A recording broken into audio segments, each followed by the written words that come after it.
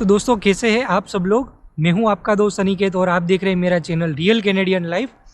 दोस्तों काफ़ी सारे इमिग्रेंट्स जो कनाडा आने वाले होते हैं उनको सबसे बड़ी जो टेंशन होती है तो यही टेंशन होती है कि कैनेडियन विंटर को कैसे सर्वाइव किया जाए।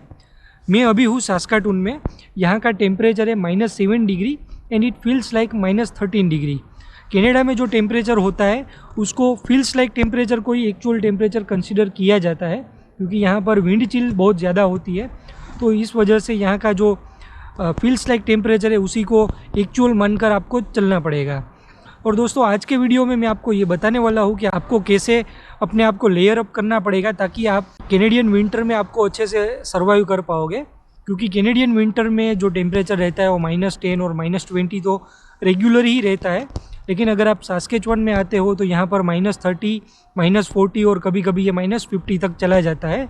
इतने लो टेम्परेचर में आप कैसे सर्वाइव कर पाओगे, ये काफ़ी सारे लोगों को टेंशन होती है। तो आज की वीडियो में मैं आपको ये बताने वाला हूँ। दोस्तों अगर आप इस चैनल पर नए आए हैं तो चैनल को सब्सक्राइब करके बेल आइकॉन ज़रूर प्रेस करें। साथ ही साथ आप मेरे Instagram ID real Canadian life के ऊपर भी आप मुझे फॉलो कर सकते हैं। तो बात करते हैं सबसे पहले कवर अप करने के लिए हेड टू टो। तो सबसे पहले अपना हेड कवर अप करते हैं। काफ़ी सारे लोग हेड कवर अप करने के लिए कैप का यूज़ करते हैं, लेकिन मैं ज़्यादातर कैप है ये जो जैकेट की जो कैप आती है इसी को प्रीफर करता हूँ, ताकि जो पर्सनल कैप होती है वो आप कहीं पर जाते हैं उतारते हैं, कहीं पर मॉल में गए या अपनी ऑफिस में गए तो कहीं पर उसको भूल जाते हैं और फिर वो खो जाती है। कुछ लोग अपने कान को कवर अप करने के लिए ईयर मफ्स का यूज़ करते हैं, लेकिन मैं ज़्यादातर ये अपनी कैप से ही काम चला लेता हूँ। इसके बाद बारी आती है मास्क की, क्योंकि अगर आपने अपना मुंह कवर नहीं किया तो ये आपको काफ़ी डिफ़िकल्टी होगी, क्योंकि यहाँ का एटमॉस्फेयर है वो काफ़ी ड्राई रहता है। आपके बॉडी की जो भी ह्यूमिडिटी होती है, जो वाटर लेवल होता है वो काफ़ी कम हो जाता है। और जो ठंड आती है, विंड चिल जो बाहर से आती है -30 डिग्री वाली, तो आपको बीमार कर सकती है। तो आपको अपने आप को मास्क या मफलर से भी आप कवर कर पाओगे तो काफ़ी अच्छा रहेगा। और मैं जो यूज़ करता हूँ वो इस तरह का एक मास्क है, मैं यही मास्क यूज़ करता हूँ।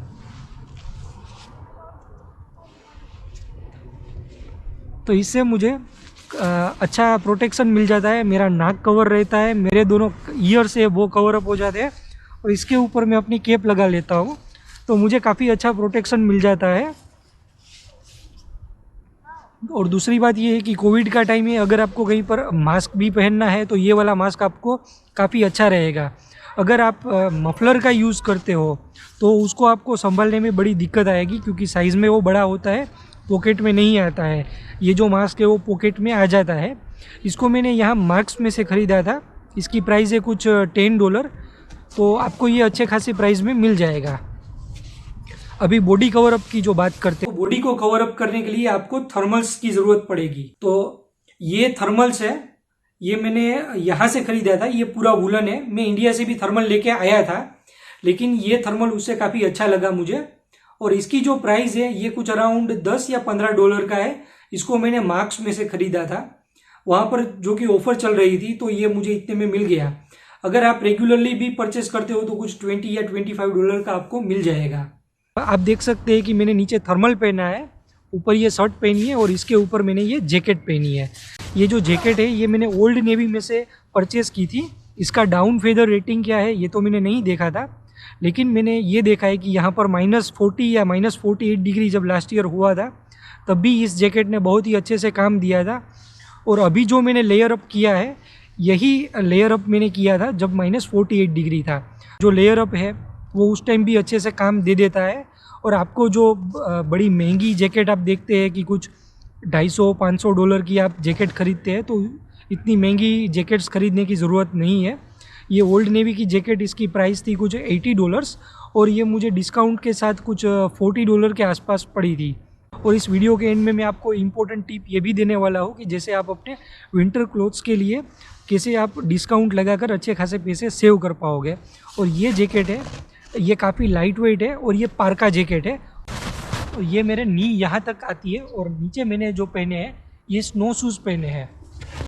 और अपने हाथों को कवर अप करने के लिए आपको -30 डिग्री के आसपास है, तो आपको अच्छे से ख्याल रखना पड़ेगा, क्योंकि जैसे अपने बॉडी को कवर अप करने के लिए 2 या 3 लेयर करते हैं, उस तरह से हाथ को भी 2 लेयर में आप कर सकते हैं। तो ये मैंने जो वुलन ग्लव्स आते हैं, ये ग्लव्स मैंने ख़रीदे हैं। ये भी मैंने मार्क्स में से ख़रीदे थे। इसकी प्राइस है कुछ $5 या $10 के आसपास मुझे पड़े थे।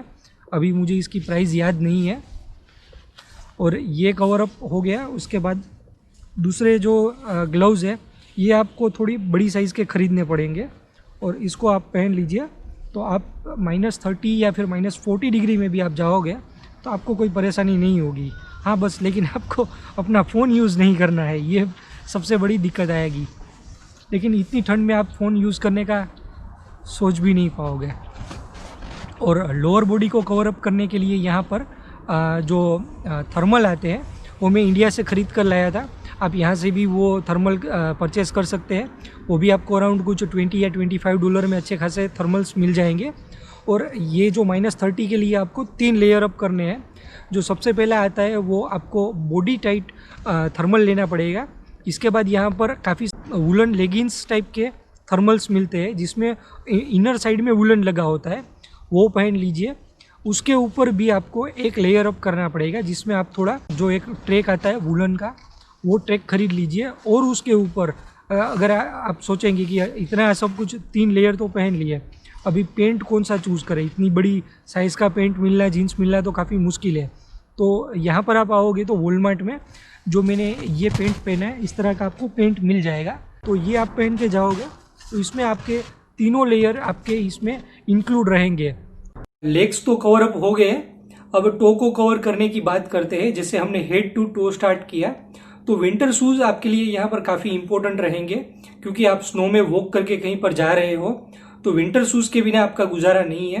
जो स्पोर्ट्स शूज़ आप यूज़ करते हो उसमें -20 और -30 डिग्री का रेटिंग नहीं होता है और वो इतना टेम्परेचर बेयर नहीं कर पाएंगे। तो आपके पैर वहीं से सुन्न पड़ना स्टार्ट हो जाएंगे क्योंकि सबसे पहले पैर फ्रीज हो जाएंगे तो आपको कहीं पर जाने में काफ़ी परेशानी होगी।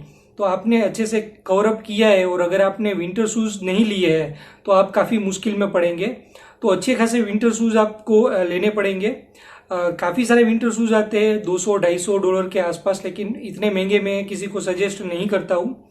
जो मेरे पास विंटर शूज़ है वो मैंने वॉलमार्ट से परचेस किए थे जिसकी प्राइस है $60 और ये -50 तक का टेम्परेचर बेयर कर लेते हैं। और जब आप आईसी रोड पे चलते हो तो आपने स्नो शूज़ कोई भी पहने हो, लेकिन आपको काफ़ी चलने में काफ़ी परेशानी होती है क्योंकि जब स्नो है वो पिघल जाती है और फिर से स्नो बन जाती है तो वो ब्लैक आइस हो जाता है और वो ब्लैक आइस काफ़ी ज़्यादा स्लिपरी होता है। और 1-2 मेरे फ्रेंड उसमें गिर गए और उनको हाथ में फ्रैक्चर ऐसा भी हो चुका है। तो आपको उसके लिए काफ़ी केयरफुल रहना पड़ेगा। विंटर के स्लिपरी रोड्स में चलने के लिए मेरे पास ये आइस क्लिट्स है। ये मैंने अमेजोन से मंगवाए थे, ये कुछ $20 के मुझे पड़े थे। इसको आपको शूज़ के अंदर ऐसे लगा देना है और नीचे जो ये क्लेट्स लगे हैं ये आपको चलने में काफ़ी मदद करेंगे। और दोस्तों ये $20 के हैं, लेकिन आपको अगर कहीं पर आप गिर गए या कहीं पर कुछ हुआ तो $20 तो आपके कहीं पर भी वेस्ट हो जाएंगे। इससे अच्छा है कि आप इसमें थोड़ा इन्वेस्ट कीजिए तो आपको फ्यूचर में कोई प्रॉब्लम नहीं होगी। और आप -30 या -40 के लिए जा रहे हो और आपने इतना कवर अप नहीं किया है तो आपको बहुत ही ठंड लगेगी। और दोस्तों ये सारे जो लेयर अप आपको करने हैं ये उन्हीं लोगों के लिए यूज़फुल रहेगा जिनके पास स्टार्टिंग में कार नहीं है। अगर आप कार खरीद लेते हो आते ही 2 महीने 3 महीने के अंदर और विंटर में आप नहीं आते हो, ये सारी परेशानी आपको नहीं झेलनी पड़ेगी क्योंकि आपकी कार जो है वो भी हीटेड रहती है। अब जहाँ पर जॉब करोगे वहाँ पर भी हीटेड रहेगा।